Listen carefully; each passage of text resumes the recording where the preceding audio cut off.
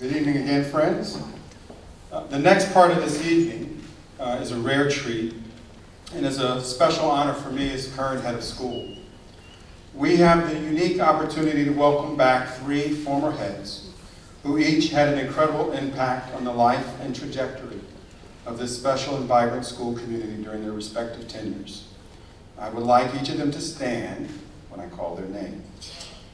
Bill Goulding, head from 1973 to 1979.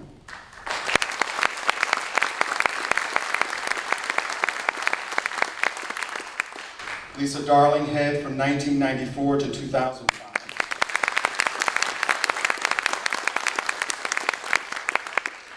And Bryan Garman, head from 2006 to 2014.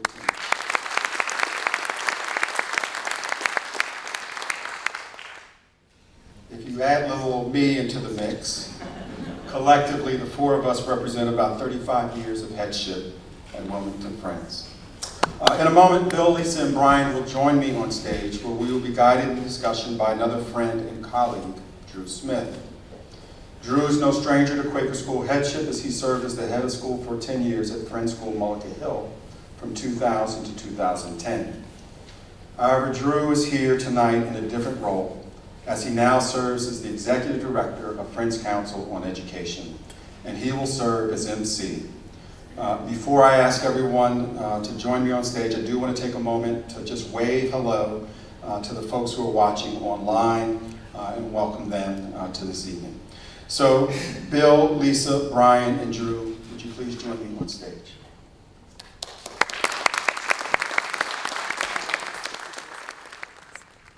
Okay, well, thanks for being here, everyone, and I would be remiss in my role not to tell you a little bit about what Friends Council is. It is the member organization of 78 Quaker schools in the United States, and a lot of our work involves teaching people about the history that you just heard Terry talk about this particular Quaker school. And the thing I'd like to highlight about what his words and about the origin story here, there are things that people typically, whatever geographic region you're in, do not know about Quakers. The oldest Quaker schools in continuous operation are now 334 years old.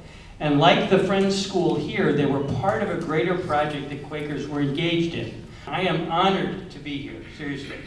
For 2 reasons. One is these are my colleagues and friends, mentors when I started out in headship, and I'm the graduate of a Friends School, Westtown School, one of your rivals, and it's folks like these who guided my education. It was transformative. It has led me right here, right now.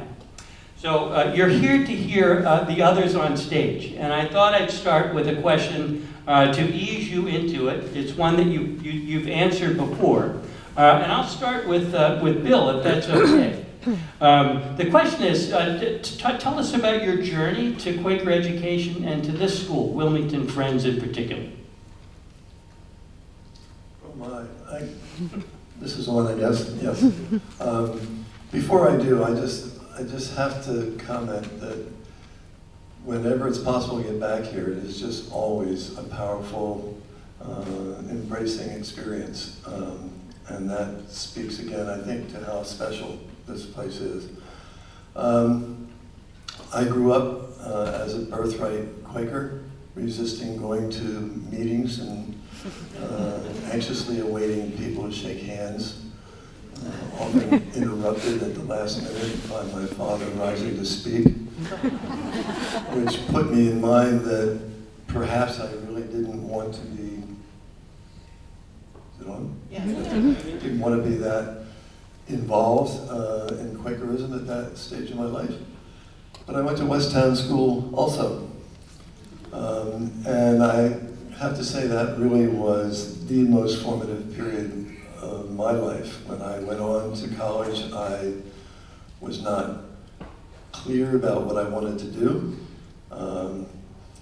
I was pretty sure that I didn't want to be a teacher because I saw in my parents what it meant to have that role.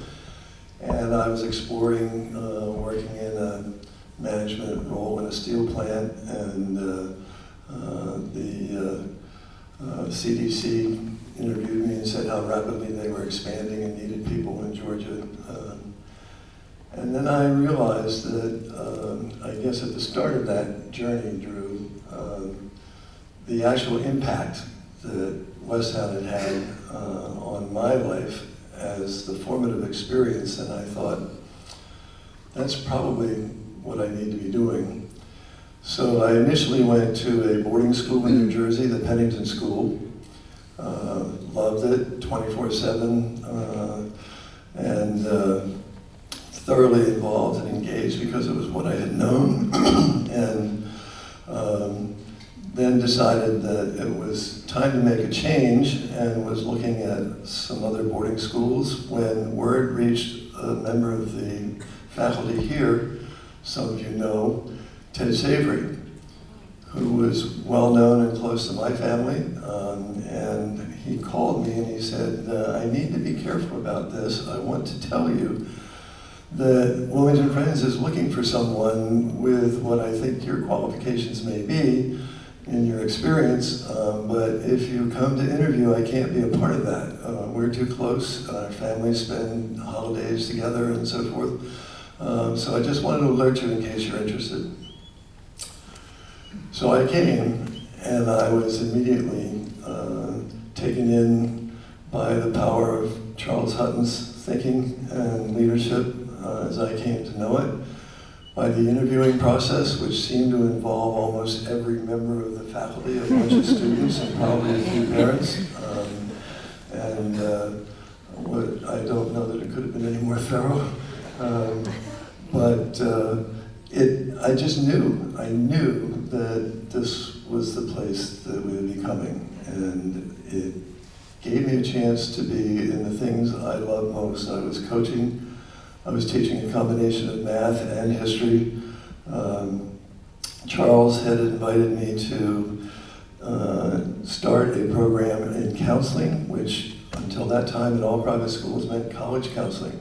No, this was personal social counseling. There was such a need, as schools always like this always designated teachers as advisors, but they never knew what they were doing that might be helpful or might be mistaken, how to handle confidentiality or not. And I was given sort of free rein to work with students and their families and the teachers.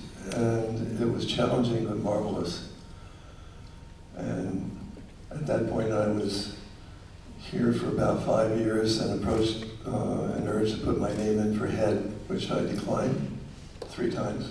And I'll just end with this. The soon-to-be first non-Quaker head of the board, Joe Hagan, met with me on the 3rd occasion with, I think, 4 other members of the board.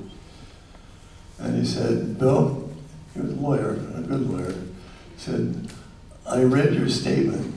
He said, you said that you thought education was a service occupation.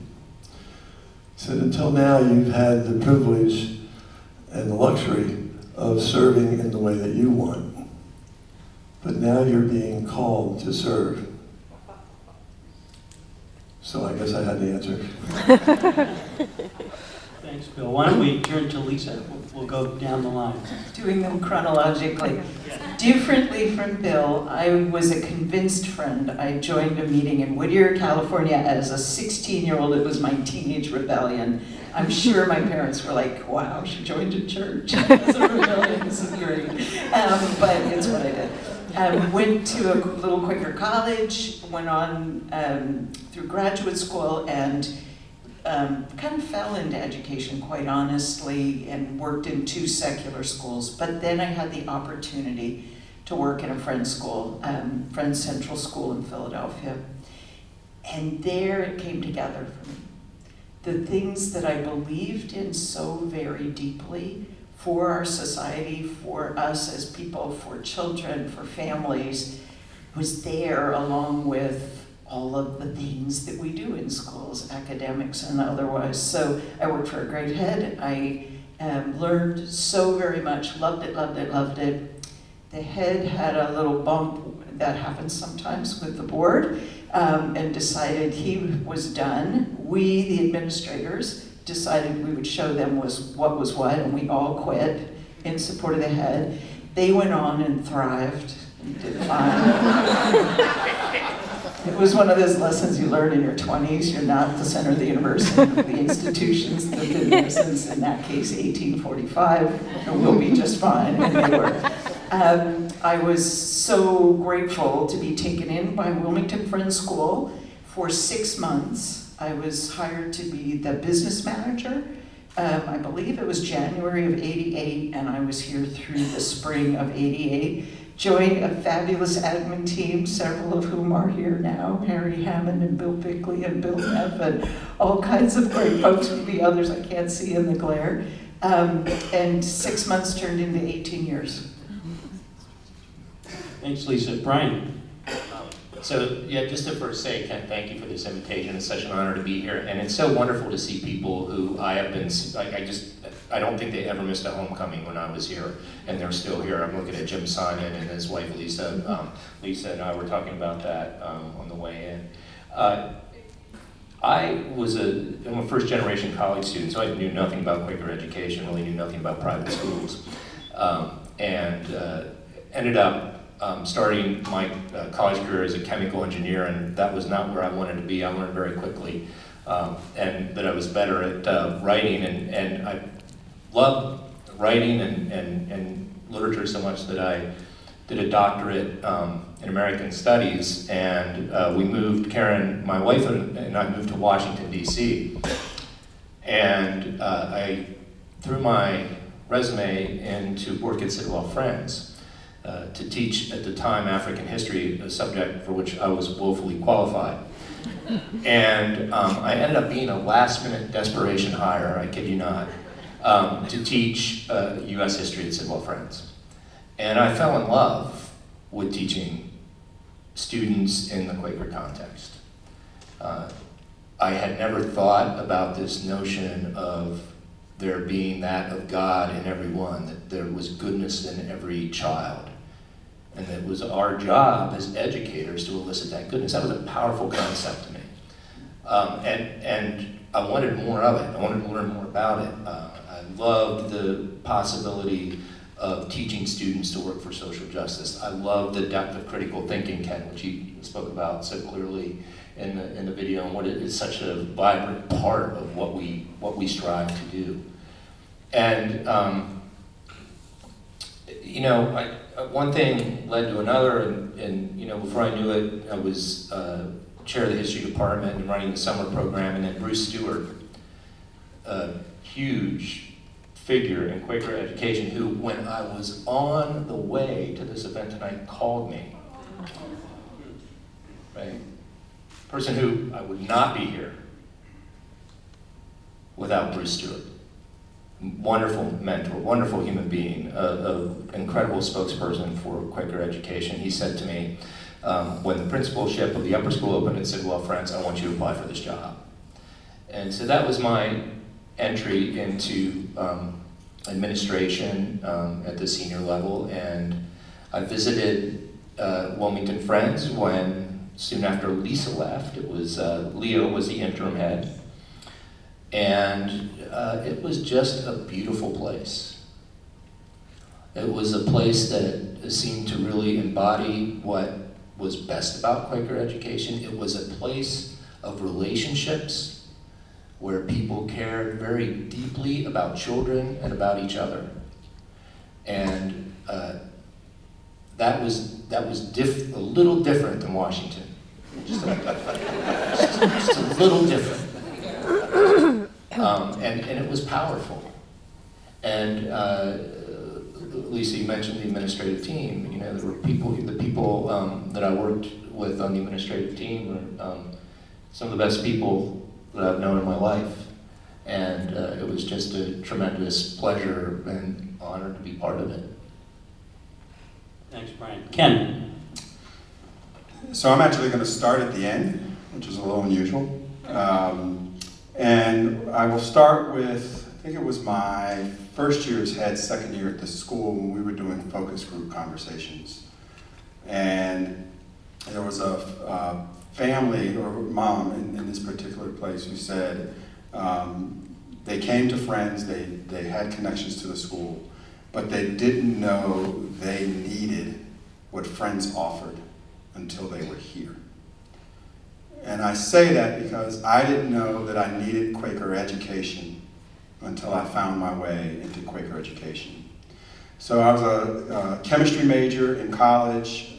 For years I talked about becoming a pediatrician, was the whole pre-med track, and I got incredibly scared about the whole med school process and shelved my applications in college.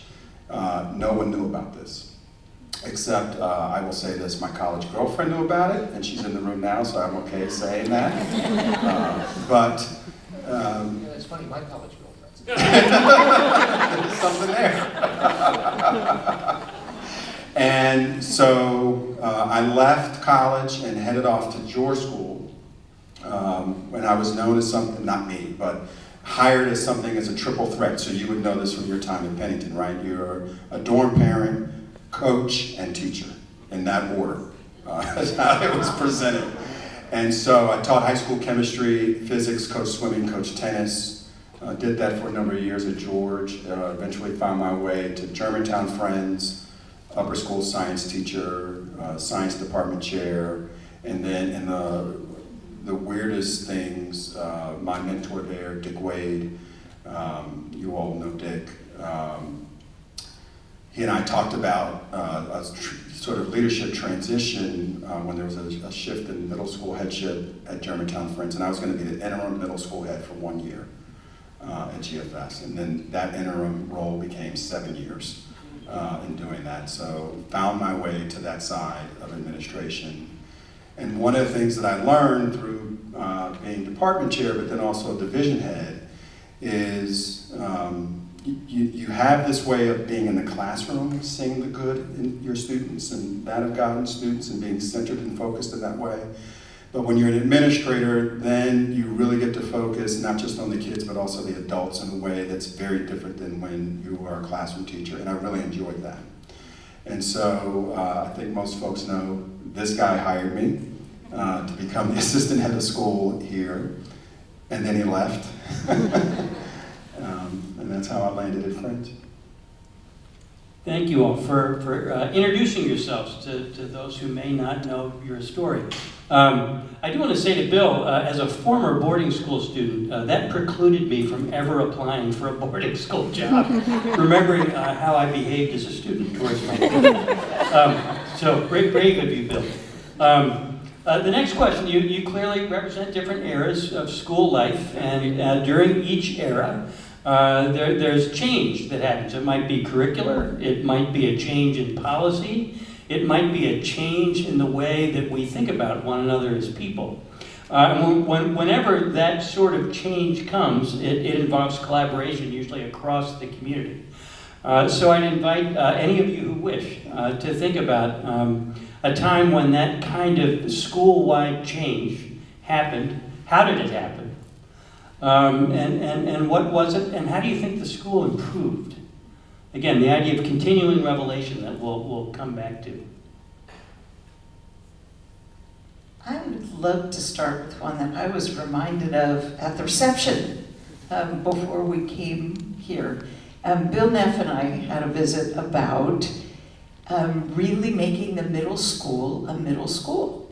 We had had those grades probably since 1748, I don't know, but the middle and upper school were very entwined when I came, and we put together an elaborate process of exploration and participation with so many people, faculty, certainly board, students to some degree, parents less so, to move in that direction.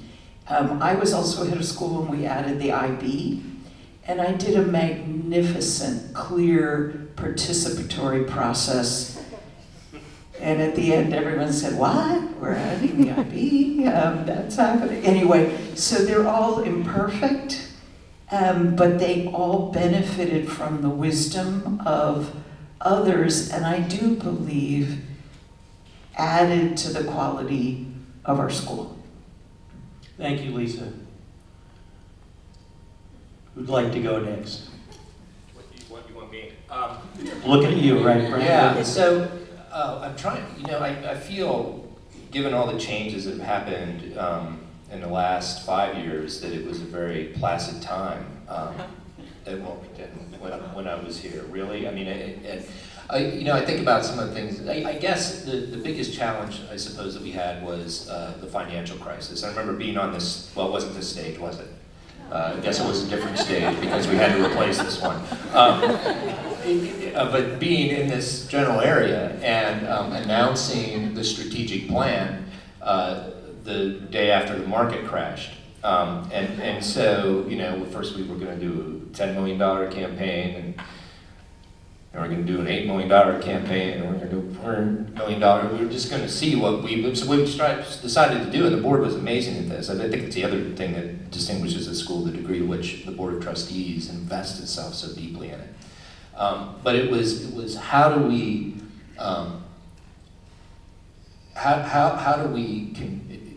make sure that we have a value proposition,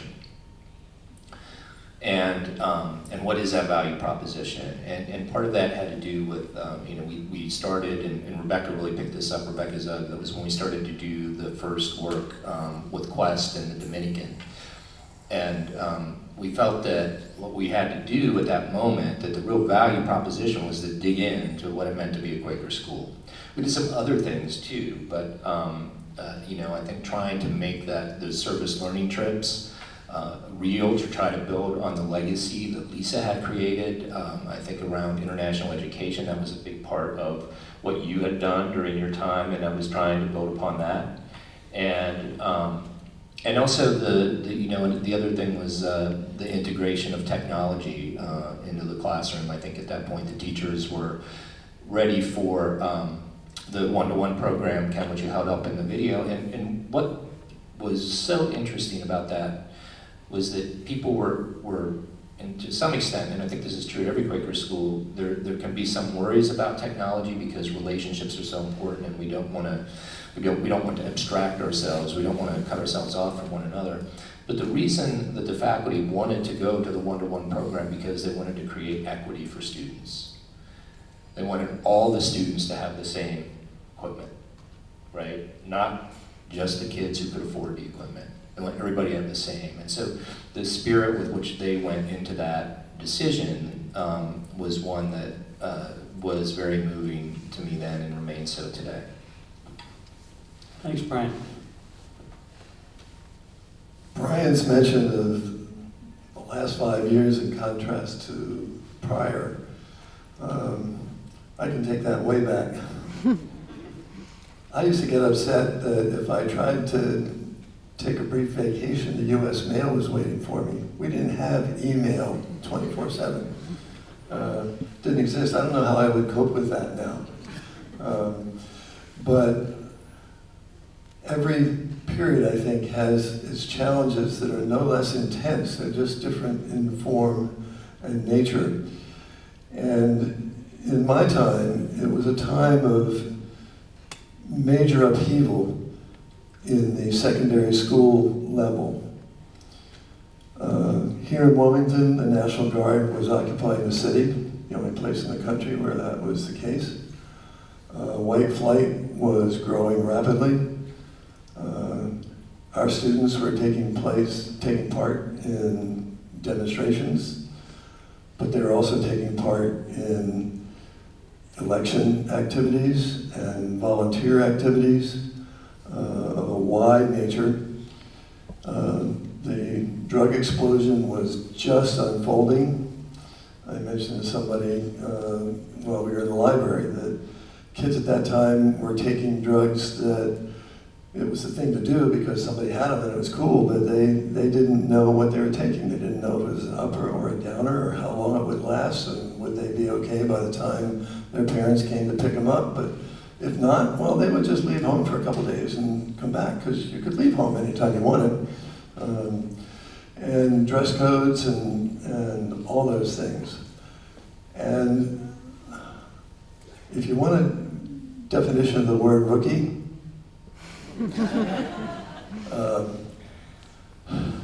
at least my colleagues here had an opportunity to move through some other administrative positions and team involvements in that way. And in my day, as opposed to now, when in fact there's a good deal of leadership training available, thank goodness, there just wasn't. I didn't even understand what it was that I might have to offer. But as I look back on it, I think my place was, in a sense, non-negative as a placeholder. The library had just been completed. The lower school had just been completed.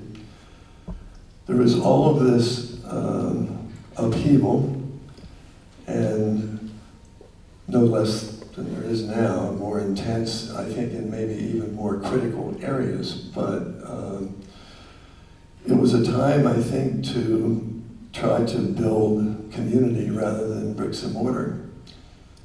And when I look back, I like to think that's what it was all about. We had a wonderful team working, and I think the school really was in a different place that I hated to leave. The worst part of my decision in deciding to take the request to be head was I knew that I would have to leave when I decided the time had come. I couldn't stay at the school. Had I not been head, I might have retired from this place. Thanks, Bill. Ken, do you want to take this one? Yeah, I'll just, You're in it. well, I'm in it. I mean, I could say COVID, and I will say COVID, because it was, I don't want to say it was less about COVID, it's more about what we were doing before COVID. And I want to say either summer of 16 or summer of 17, a lower school teacher wanted to get a design thinking team to go out to D school at Stanford. And I remember Chris Leffler was asking about this, and our charge to Chris was, get a cross-divisional team, we'll find a way to make it happen.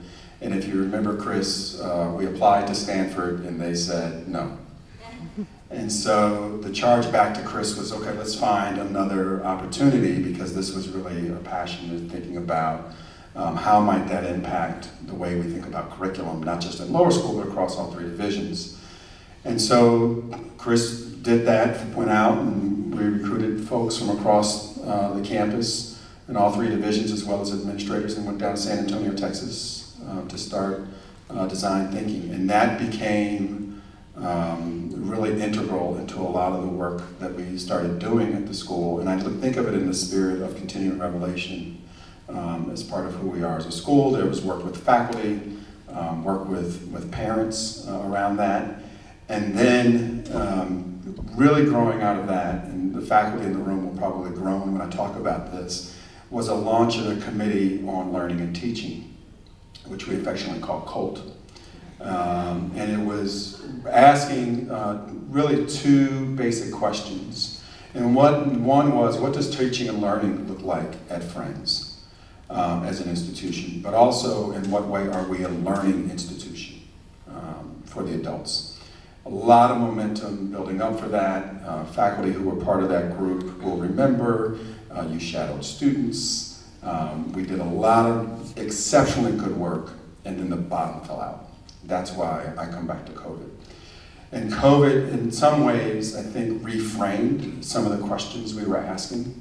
It helped us rethink about, reimagine, if you will, time. We've had a lot of conversations around time, a lot of conversations around schedule, a lot of conversations around sort of essential learning. And we've also reimagined the models that we're using for professional development and professional growth. And those are the kinds of things you don't put out in magazines and you don't put up on the website. But what I would say is, it is fundamental to the framework of what we're doing here at the school. And that has been a significant change for us. And I can say to all of you, that came from the faculty. You know, it wasn't sort of the admin group saying, you're going to do this. It was something that I can pinpoint that initial email from Chris that sort of has this linear progression to these other things that we're doing here. And that comes back to what's in the video, just sort of the sense of agency that students have, but also faculty. Thanks for that, Ken. Speaking of the video, it was inspirational, by the way. You and your team, like I'm going to need to somehow get a copy of it and play it over and over again. But one of the things in particular that stood out that relates to some of our questions we talked about ahead of time is, watching those students reminding me of how we looked at our graduation from a Quaker school. And I'm curious to know, as you have in common that you've run a Quaker school, Wilmington Friends. When you look out and see graduates, how do you know you've succeeded with them? And we can start anywhere. I could make somebody go first, but okay. So you look at the alumni notes, and what you see in the alumni notes is not just that people have an interesting job, but you see what they do, right? You see people who are doing pro bono work, they're volunteering. They are carrying their friendships that are so deep and formative to them in the school forward. And sometimes it is the occupation, right? But even those who go into, even those students who decide to pursue a kind of conventional independent school career, so a professional career, let's say, they're always giving back to their community in some way. That's, I think, how you can tell. Thanks, Bryan. One that has come to me thinking about being here tonight was testimony of parents of alumni. That was really powerful for me when I was here.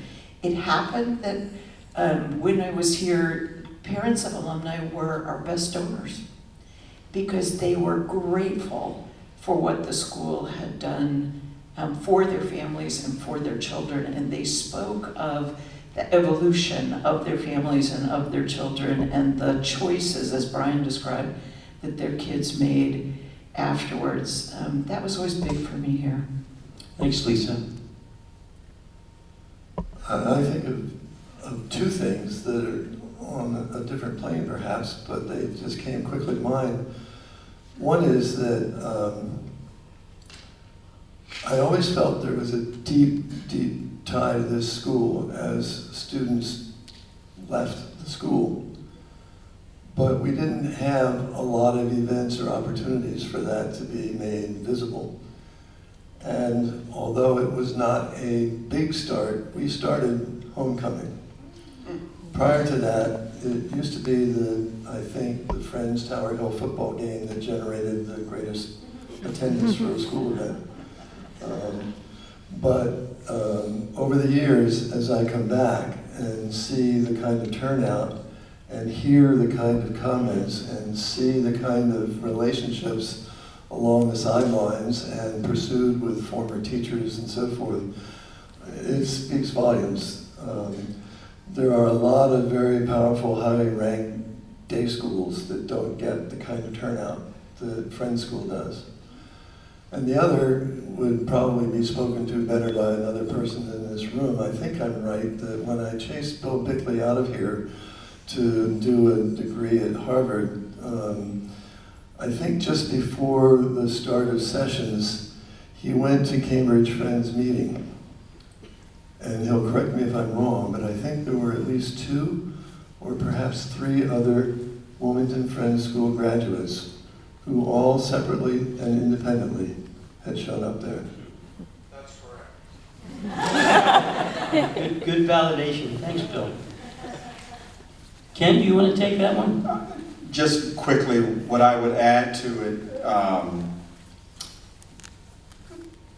one, not just Wilmington Friends, it's Quaker schools in general. You can always tell an alum of our schools because something will come up and they will have both a comment and a question.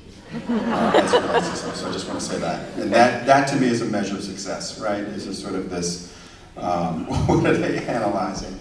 I think right now, what I'm most thinking about are the alumni that are featured on our podcasts. And they can come back and talk to some specific moment that they remember at their time at Friends, whether it was a faculty member who pushed them or nudged them, or as one alum said, called them on their behavior. He used different language. But one story in particular sticks out for me. Was an alum in finance and needed to help manage conflict. And this alum was a lifer at Friends, and he used what he learned in lower school to manage conflict, eye to eye. And so while he was doing he's doing wonderful things in the world of finance, the fact that he is using something as a sort of conflict resolution technique in corporate America is a huge marker of success. Thanks for that, Ken. I should say to all of you at Wilmington Friends, I introduced people to Quakerism who were new to Quaker schools, our teaching and administrative colleagues. I have a page, a slide that says Under the Influence.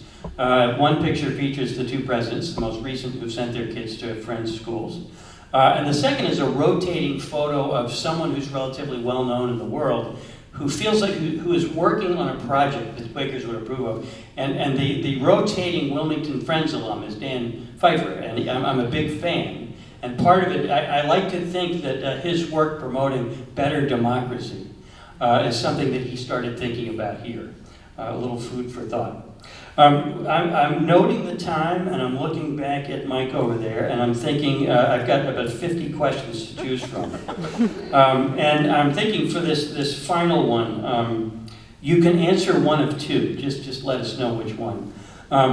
First is you've all led or are leading Quaker schools. If you would, actually, let's make this the final question. What do you think what are the things about you, about the way people perceive you as a leader?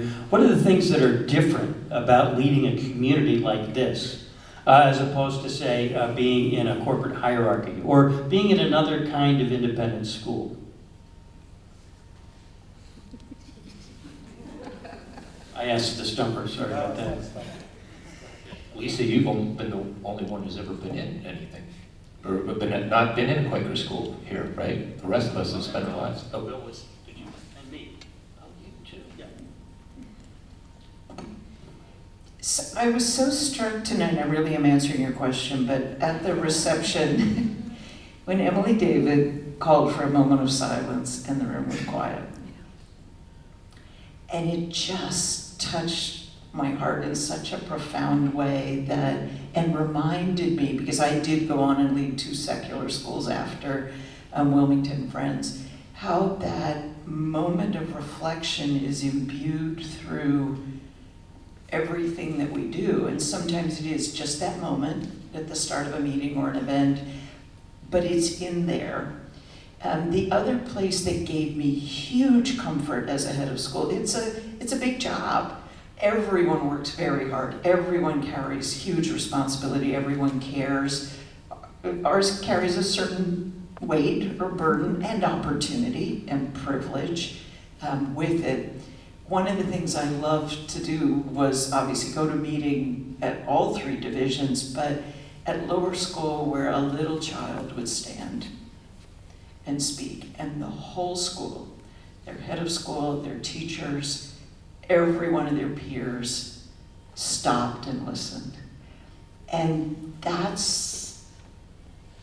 it was both a huge comfort, we're all in this, and that child has something to say as important as me. But it was also the joy and the hope of it all. Hope that did it. Thank you. When you talk about stopping and listening, I think one of the things that I always tried to do was to be a listener. But in return, I found that I was in a community of listeners. Something that you don't find in a lot of places. And sometimes, in fact, if people needed to listen more closely, we would just take a time out for silence. And I was always amazed that I was only maybe 10 years older than some of my senior students that I was graduating. I think some of the faculty and staff that I worked with were almost 3 times my age. The experience for me was that as a community, we, of course, wouldn't always be united in everything we did. And sometimes there would be really significant differences. But there was never, at least in my experience, blowback. It was never made personal. I'm not sure if everyone else in the community could say that was their experience, but it was mine, and I probably had more opportunity to generate that than a lot of people. It was just remarkable. And I think of 2 things that stand out in my mind, since it's the final question. One is Ken was asking us prior to this meeting about what is the secret sauce for Wilmington Friends, not just Quaker schools, but Wilmington Friends. Because we share a lot of the same ingredients among our friends' schools. I was just shy of 30 years at Penn Charter. I loved it. I loved my friends there, my experiences there. And I was here for 11 years total. And yet this place is the most precious, impactful place I've been in my working and personal career. We have the same ingredients, but perhaps in different measure or combination. And there is a secret sauce here. And I think of 2 things. One is, for some reason, since our conversation, not a biblical scholar, but a statement comes back that faith is the essence of things hoped for and the evidence of things unseen. In many ways, I think that expresses part of what I'm trying to get at, that the essence of things hoped for is our philosophy and our purpose and our direction. Our reach always exceeds our grasp. Sometimes it's frustrating, but we're always pushing, feeling sometimes that we've fallen short. But the evidence is there in the way that people are affected, some who may be expected to come here for a very brief time and ended up making a career here. But the other example would be, I got a phone call where my assistant, Barbara Washburn, told me I had a request to meet with a prospective parent. She was the wife of the then president of the University of Delaware. Normally, we interview students and prospective families, but she was coming to interview me, and she did. I mean, very closely. And while we were meeting, she said, we don't take for granted where our daughters are going to go to school. It could be the public school. Except I interviewed a couple of principals at different levels, and I asked them about their school's philosophy. And she said, nobody put it exactly this way, but basically their answer was, well, we're here because the schools are mandated and we're doing our job. That was sort of it. I'm sure that would make a lot of public school people very uncomfortable right now, because we know many of them are there for many of the same reasons that we've been doing what we do. But that was her experience. And then she went to our real competitors as well as Friends School. When she left, I had no idea. But they enrolled their daughter, and then she wrote me the most wonderful note. If I knew where to find it, I would have looked it up before this session. But she basically said, among some of the schools I visited, many of them had a statement of philosophy and objectives and so forth. But Friends School is the only place I felt they were working consistently to try to put those statements into practice. Thanks, Bill. So I'd add to the question that the special sauce is an open opportunity. while you're thinking about your leadership. So feel free. Yeah, there's, what is special about this place? We had this fire when I was here, and that was a moment where the community banded together in a way that I think spoke to the power of what I've mentioned a couple of times, which are the relationships. And I think about the work that Lisa did, that Bill did, to build those relationships along the way, right? The work to build a relationship with the community, to build a relationship with parents, to build a relationship with alumni, all of whom came out to help to build the sense of care within the staff to do the kind of work that was required at that moment. And one of the people who really seemed to carry that for me was Bill Neff, because he had been here for so long at that time. And I can remember with the fire, we were trying to manage everything.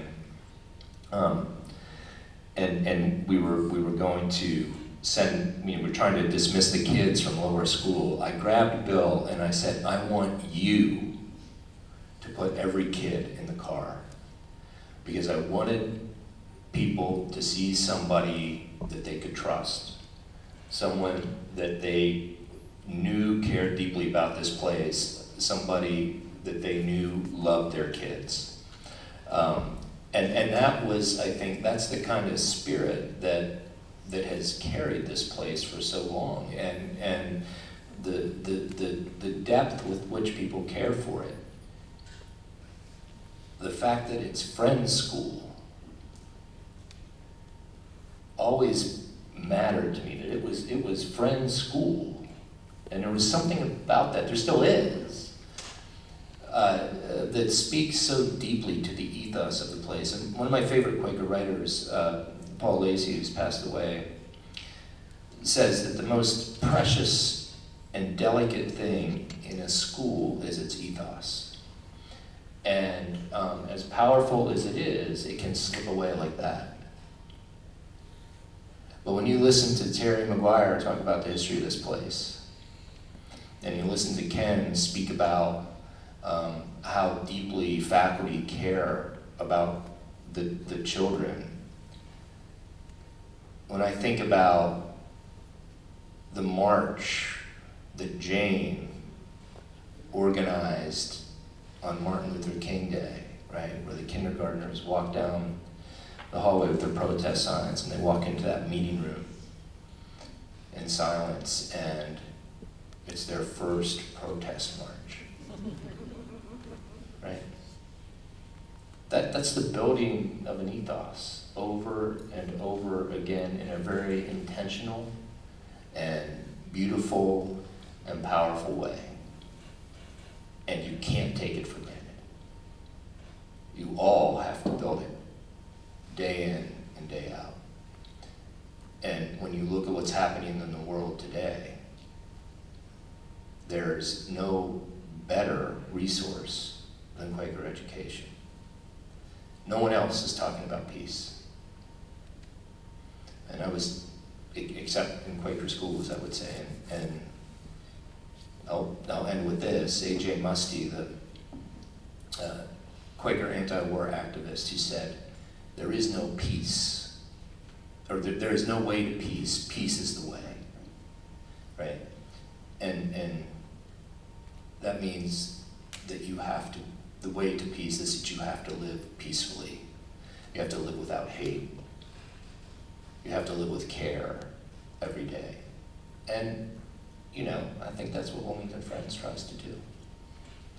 Bryan, before we let Ken have the last word, thank you for saying that so eloquently and powerfully and truthfully. I'm also compelled tonight, and I know all of us are, as we talked about it at various spots, by the giants of this faculty who are here tonight, who returned, who stayed in touch, who've embodied those values. To have Don talk about peace, justice, and social change, to have on and on. and to watch the people who become the giants of this faculty, who were newbies 20 years ago, and live and embody it. We have so much to be grateful for. So I'm going to try my best to be brief on this. Two anecdotes. And faculty who are here have heard me share the story. So we had a candidate come through last year looking at a job, and the candidate, it's my time to interview the candidate. The candidate says to me, so I've been around campus, I see the banners, I see spices everywhere, I get all of this, but that's what's above the water. That's the tip of the iceberg. What's underneath the water? And I think the candidate thought this was a gotcha question for me. And I said, the very things that you see on our banners is what's beneath the iceberg. The complexity of those Quaker testimonies of simplicity, peace, integrity, community, and equality, and the other testimonies that we live out in our schools, that we endeavor to work together. And it's not always easy, it's not always clean, it can be messy. But there's a beauty in the messiness of it all, and I'll come back to that in a moment.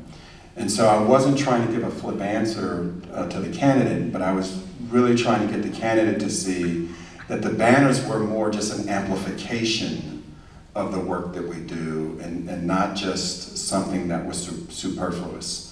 And the faculty have heard me say this when I get on my soapbox about this, when I go to other schools and I see integrity as the word of the year, I get a little worked up.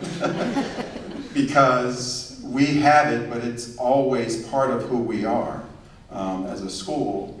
And one of the things that affirms the messiness and the complexity has everything to do with the school, but it doesn't exist when I'm here at the school. I'm out somewhere else, and I'm with other heads, and I'm talking about, and I have to be clear, these are heads of non-Quaker schools. That's a key thing.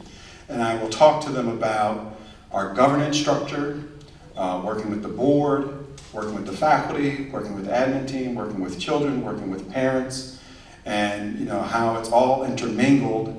And they just they get this look. Well, one, they get glazed over when you talk about it, but then they have this look. And eventually they will come and say, I could never work at a French school. And sometimes they're saying it in jest, but the other thing that I get when I hear that is, they really can't work at a French school. And there's a different kind of commitment one has to have to be in a French school, and to pursue the type of education that we offer, and to work together. Like that, Bill, I really liked how you talked about just sort of our schools have these different ratios of the ingredients. And what we create here is different than other places. And so that to me, it's always interesting to go out. And our faculty who have gone out and come back, they will say, oh, I hadn't realized this was something unique about the school until I went out and other people kind of looked at us as if, we had a third eye or something. That what we do here, again, is complicated, it's messy at times, and a lot of fun. Thanks for that. You're reminding me, Ken, of when I first started on this job at the first heads gathering, and you were, I wouldn't say outraged, but you wanted to make sure that I saw the Kenyon College Let Your Life Speak page on their website. They're stealing our stuff. Do you remember that? I do. Yeah. It's the Dartmouth essay. It's now the essay question for Dartmouth College for applicants. There's a Quaker phrase that says, let your life speak. How have you let your life speak? Yeah, so one of the ways to look at that, Darrell Ford, one of our recently retired colleagues, talks about giving this away. what we know, what we've learned through experience about education, about humanity, about human beings, about the level of respect that each of us deserve. On the other hand, there are those frustrations that we don't lay claim to any of it. One of the things we have to continuously do out there in the world is remind people of when we started, 275 years ago in this case. We've been at it a long time. We wanted to make sure there was enough time in the event that there were questions from you to ask of the panelists. Apparently there's a circulating microphone there. Thank you very much for doing that. Mike's got the mic. Mike's got the mic. So happy to hear a couple of questions if you have them. Phillies. Yeah, mindful of the Phillies. Yeah. So, Bryan, when you were still head of school and you were on the way to Washington, I was sitting next to you at a sporting event, and you were a little nervous about going there, and you used the term, "I feel like I'm putting my finger in a warring blender." And I thought, wow, that's really a good thing to think about when you're taking on a new job. So, how's your finger? How is it down there? And what's it mean to be back here? Wow, so this is weird because like the whole night is coming full circle for me. The person who taught me that phrase about putting my finger in a blender was Bruce Stewart. And I was in his office once and there was some problem we were talking about and he said, "Well, I learned a long time ago, Bryan, that if you want to do these jobs, you got to enjoy having your finger in a blender." And so that was his metaphor for being ahead of school. Some of us, we can probably relate to this. Right, it's good. My finger's okay. It's been, Washington is where I started my teaching career, and so it's been nice to be back there. But it's really just wonderful to be here. It's great to see the wonderful things that the faculty continue to do here, the great work that Ken is doing, the tremendous work that the board has done. It's very rewarding to be at the school at any time, and as I said at the beginning, it's just an honor to be here. Thanks for that. Anyone else?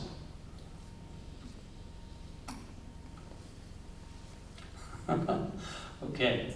I just want to have us engage in a round of applause for this group of people who so capably and ably, lovingly work with schools.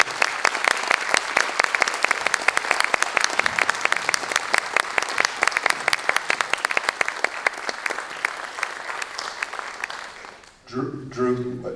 No, you're okay. Drew, thank you. Bill, Lisa, Bryan, thank you. Thank you, friends, for being here tonight. Thank you for being back at Friends for homecoming. I hope you all have a wonderful weekend. We'll see you tomorrow morning. Thank you.